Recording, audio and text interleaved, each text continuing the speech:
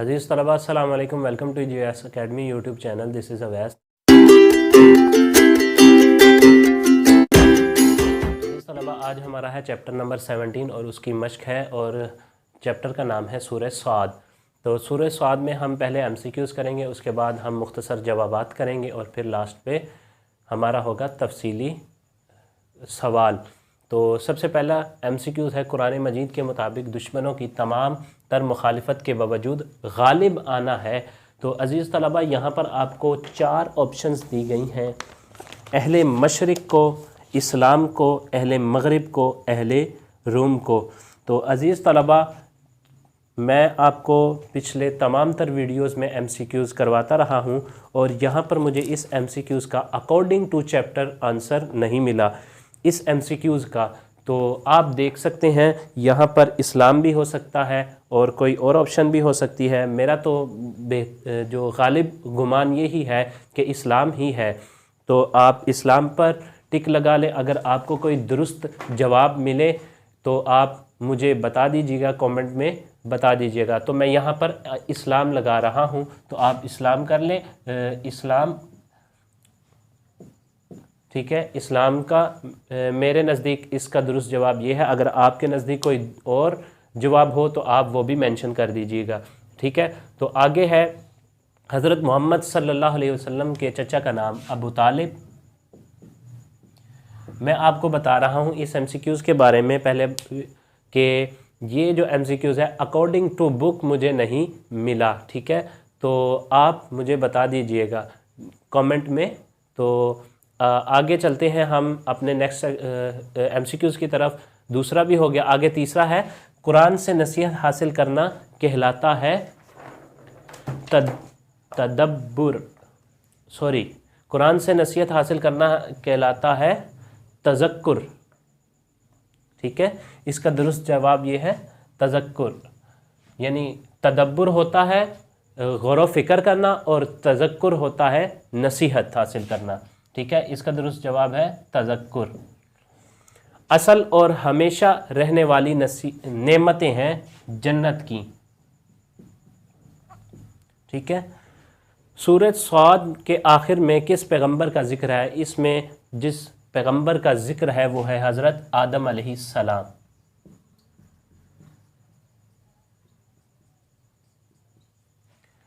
تو عزیز طلباء یہ MCQs کا پارٹ کمپلیٹ ہو گیا. اب ہم چلتے ہیں مختصر جوابات کی طرف جو کہ میں نے یہاں پر لکھے ہوئے ہیں. تو یہ ہمارا چیپٹر نمبر 17 ہے، سیکنڈ لاسٹ چیپٹر ہے، اور پھر اس کے بعد لاسٹ چیپٹر ہوگا. تو مختصر جوابات ہیں ہمارے پاس. سب سے پہلا کوشچن ہے، سورہ صاد کو یہ نام کیوں دیا گیا؟ ٹھیک ہے. سورہ صاد کو یہ نام کیوں دیا گیا؟ تو اس سورت کا آغاز حروف مقطعات سے ہوتا ہے، اور حروف مقطعات میں سے حرف صاد سے ہوتا ہے، اس لیے سورت کا نام الصاد ہے. آگے ہے دوسرا کوشچن، سورت کا خلاصہ لکھیں. سورہ صاد کا خلاصہ لکھیں. عقیدہ رسالت کا بیان یہ اس سورت کا خلاصہ ہے. ٹھیک ہے. نیکسٹ کوشچن ہے کہ کوئی سے علمی اور عملی نکات میں سے کوئی سے 2 تحریر کریں. تو یہ ہے فرسٹ پوائنٹ. ٹھیک ہے. اور یہ سیکنڈ پوائنٹ ہے. ٹھیک ہے. تو قرآن سراسر نصیحت ہے، جبکہ اس کا انکار کرنے والے محض تکبر اور مخالفت میں پڑے ہیں. یہ اس کا پہلا پوائنٹ ہے کہ قرآن سراسر انسانوں کے لیے نصیحت ہے، اور اس کا انکار کرنے والے محض تکبر اور مخالفت میں پڑے ہوئے ہیں. دوسرا پوائنٹ ہے، اصل اور ہمیشہ رہنے والی نعمتیں جنت میں ہیں. ٹھیک ہے. اور آگے ہے لاسٹ کوشچن جو کہ ہمارے پاس ہے مختصر سوال میں سے، سورہ صاد کے نازل ہونے کا واقعہ مختصراً بیان کرے. یہاں پر میں نے مختصر سورہ صاد کا واقعہ لکھا ہے، تو آئیے اس کو بھی دیکھ لیتے ہیں. میں آپ کو ایک دفعہ ریڈ کروا دیتا ہوں، آپ یہاں سے دیکھ لیجئے گا. سرداران قریش یا سردار قریش حضرت محمد صلی اللہ علیہ وسلم کے چچا ابو طالب کے پاس ایک مرتبہ حاضر ہوئے اور کہا کہ اپنے بھتیجے سے کہو جس دین کی وہ دعوت دیتا ہے ہم اس کو اس دین پر عمل کرنے کی اجازت دیں گے، اگر وہ ہمارے بتوں کو برا بھلا کہنا چھوڑ دیں. ٹھیک ہے. تو اگر وہ ہمارے بتوں کو برا بھلا کہنا چھوڑ دیں۔ تو آپ صلی اللہ علیہ وسلم سے آپ کے چچا نے یہ بات کہی تو آپ صلی اللہ علیہ وسلم نے فرمایا کہ میں ان کو اس چیز کی دعوت نہ دوں جس سے کہ یہ عرب و عجم کے مالک ہو جائیں گے یا مالک بن جائیں گے۔ اس کے بعد آپ صلی اللہ علیہ وآلہ وسلم نے کلمہ توحید پڑھا اور وہ لوگ کپڑے جھاڑ کر وہاں سے چل دیے۔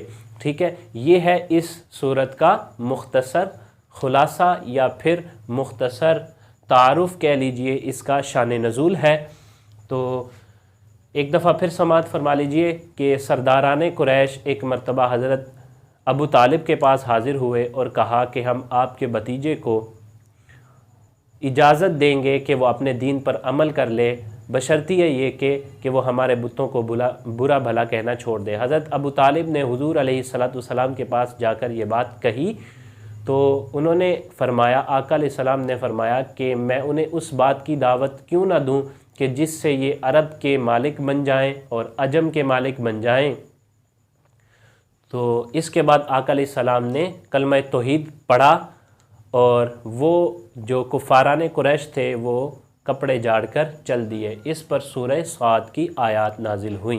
ٹھیک ہے، یہ ہے ہمارے 4 کوسچن کمپلیٹ ہو گئے، اور لاسٹ پہ ہے ہمارا لانگ کوسچن، وہ ہے سورہ صاد پر مفصل مضمون تحریر کریں۔ تو یہ بالکل اسی طرح ہے جس طرح کے پیچھے سے لانگ کوسچن چلے آ رہے ہیں۔